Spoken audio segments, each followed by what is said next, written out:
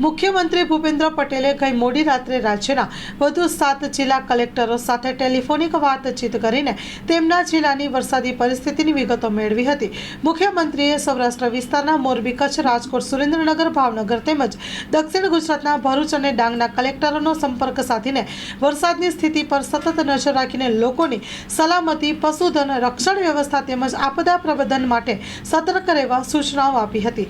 મુખ્યમંત્રી ભૂપેન્દ્ર પટેલે ભારતીય હવામાન વિભાગને આગામી સમયમાં રાજ્યમાં ભારે વરસાદની કરેલી આગાહી સંદર્ભે સજ્જ રહેવા પણ જિલ્લાઓને કલેક્ટરોને તાકીદ કરી હતી।